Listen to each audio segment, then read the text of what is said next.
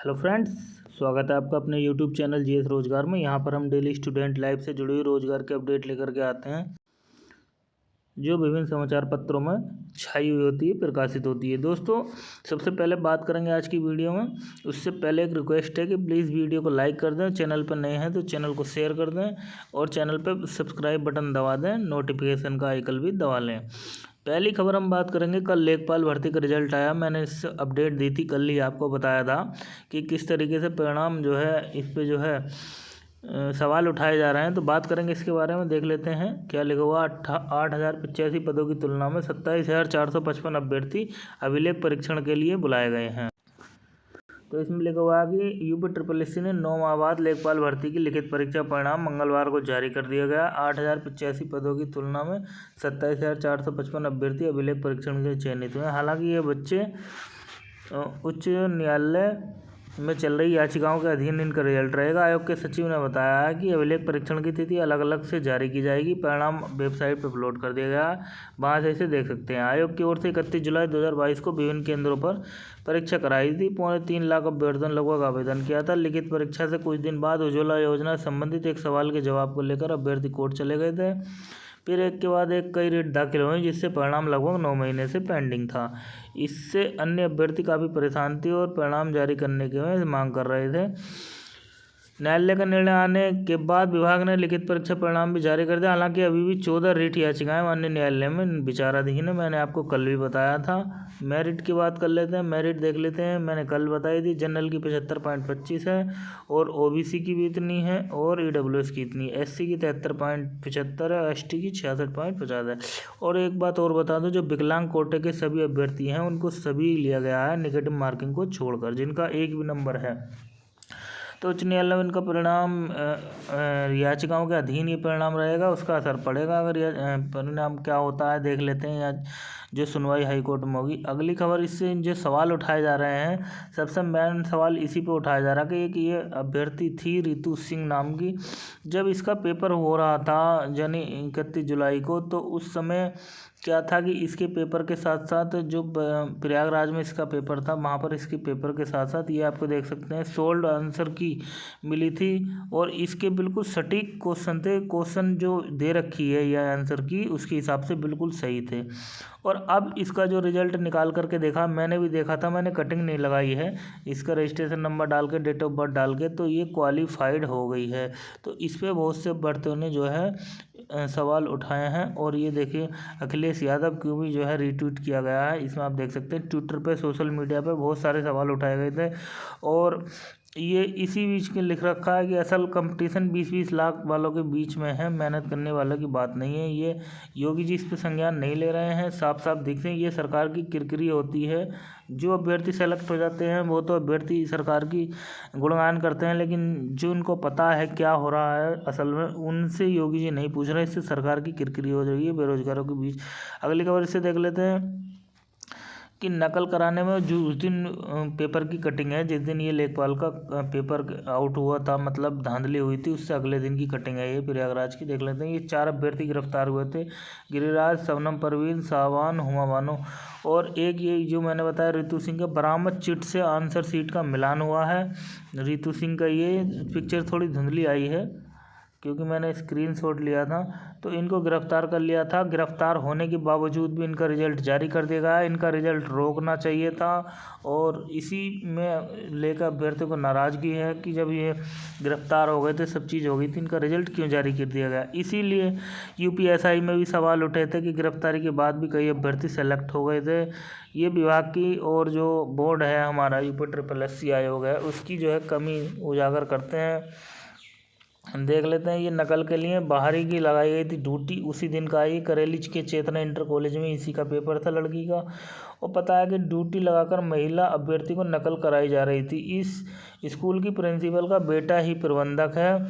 तो सभी की मिलीभगत से खेल हुआ था और कक्ष संख्या 12 में एक संदिग्ध की लगाई गई थी ड्यूटी। सीसीटीवी कैमरे से देखा, ये लिख रहा है, कक्ष संख्या 12 में लगी सीसीटीवी कैमरे की फुटेज देखी तो पता चला बाहर से बुलाकर कक्ष निरीक्षकों की तैनाती की गई है और जो बाहर से शिक्षक आ रहा था उसकी ड्यूटी कक्ष संख्या 12 में लगाई गई थी। वह व्यक्ति ही कमरे के अंदर बाहर जाता हुआ नजर आया और उसी कमरे कमरे में वो लड़की बैठी थी जिसका नाम था रितु सिंह, जिसको क्वालिफाई कर दिया गया है।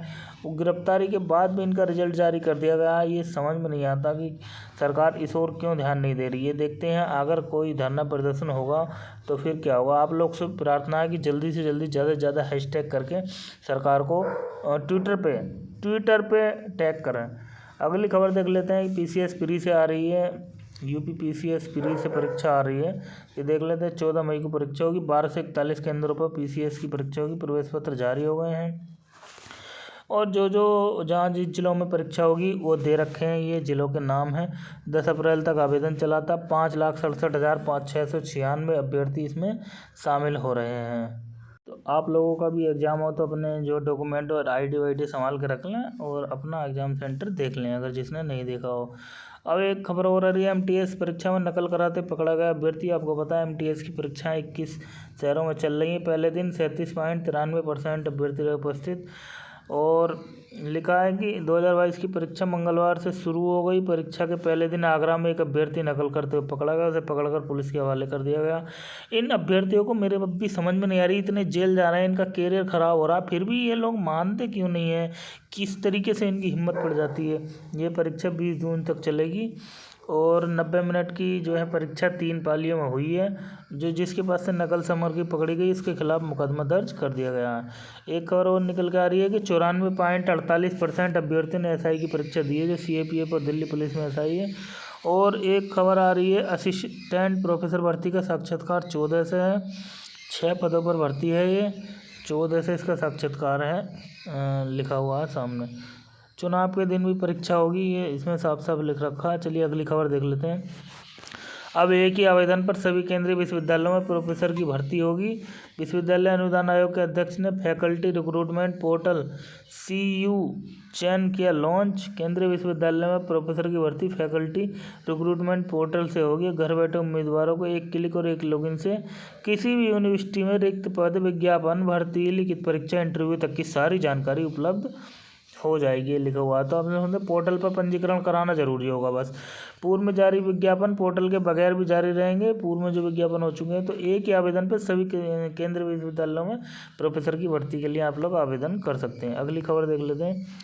अभिलेखों का ऑनलाइन सत्यापन भी अब करेगा UP PSC यानी उत्तर प्रदेश लोक सेवा आयोग। पूर्व की भांति ऑफलाइन भी होगा, लेकिन जो अभ्यर्थी चाहते हैं कि ऑनलाइन करा लें उनके लिए, जो नहीं आना चाहते आयोग, उनके लिए बहुत बेहतरीन ऑफर है। अच्छा है कि आने की किराया खर्चा बचेगा ऑनलाइन हो जाएंगे तो। हालांकि ऑफलाइन सत्यापन की व्यवस्था भी लागू रहेगी। नई व्यवस्था से अभ्यर्थियों को काफ़ी राहत मिलेगी। उन्हें ऑफलाइन आवेदन से जुड़े अभिलेख जमा करने होंगे, आयोग तक नहीं आना पड़ेगा, सीधे लिखा। किसी भी मुख्य परीक्षा या सीधी भर्ती में ऑनलाइन आवेदन की हार्ड कॉपी अभ्यर्थियों को डाक के माध्यम से या व्यक्तिगत रूप से उपस्थित होकर आयोग में जमा करानी पड़ती है। ऑनलाइन आवेदन के दौरान किए गए दावों के संबंध में प्रमाण पत्र भी आवेदन के हार्ड कॉपी के साथ जमा कराने पड़ते हैं। ऐसे में अन्य जिलों में रहने वाले अभ्यर्थियों को प्रमाण पत्र जमा करने के लिए प्रयागराज आना पड़ता है। बड़ी संख्या में अभ्यर्थी पंजीकृत डाक के माध्यम से भी आवेदन की हार्ड कॉपी एवं अन्य अभिलेख आयोग को प्रेषित करते हैं। आयोग के सूत्रों के अनुसार ज़्यादातर परीक्षाओं में 2 से 5% अभ्यर्थी ऑफलाइन आवेदन करने से वंचित रह जाते हैं और अभिलेखों का सत्यापन न होने के कारण ऐसे अभ्यर्थियों का अभ्यर्थन निरस्त हो जाता है। तो अब ये बहुत अच्छी खबर है। एक खबर इसी में निकल के आ रही है चिकित्सा अधिकारी संबंधित कि 488 पदों के लिए इंटरव्यू 8 से। इसमें बता दूं कि केवल 57 अभ्यर्थी जो है इंटरव्यू के लिए बुलाया गया आएंगे। 458 पद हैं, यानी जो 57 सभी का इंटरव्यू जो भी देंगे सभी सेलेक्ट हो जाएंगे। अगली खबर देख लेते हैं। MTS टीयर फर्स्ट के पहले दिन 67,000 अभ्यर्थी रहे अनुपस्थित। ये देख सकते हैं इनके चल रही है। MTS SSC की परीक्षा भी चल रही है, तो इसमें कितने 67,000 अभ्यर्थी अनुपस्थित रहे। मैंने आपको ऊपर अभी बताया था। आगरा में दूसरे के स्थान पर पकड़ा गया एक फर्जी अभ्यर्थी। तो बहुत कम छात्र परीक्षाएं दे रहे हैं और कुछ इतने बेशरम हैं कि इतनी सब सूचनाएं पकड़ने जाने के बाद, जेल भेजने के बाद फिर भी ऐसा कदम उठाते हैं कि नकल करते हैं। अगला एक खबर आ रही है UP बोर्ड से कि अगले सप्ताह से मिलेंगे हाई स्कूल और इंटरमीडिएट के अंक पत्र। इनकी मार्कशीट जो है तैयार हो चुकी है, छपकर आने की उम्मीद है अगले सप्ताह तक और इनको स्कूल में आने के बाद अभ्यर्थियों को उपलब्ध कराए जाएंगे। तो वर्ष में 3 माह खराब प्रदर्शन करने वाले अधिकारियों पर होगी कार्रवाई। जो योगी जी ने कहा, जनता की समस्याओं के समाधान व परियोजनाओं के क्रियान्वयन के आधार पर अफसरों को होगा आकलन या भी जो भी राजपत्रित अधिकारी हैं उनके बारे में दे रखी खबर है। तो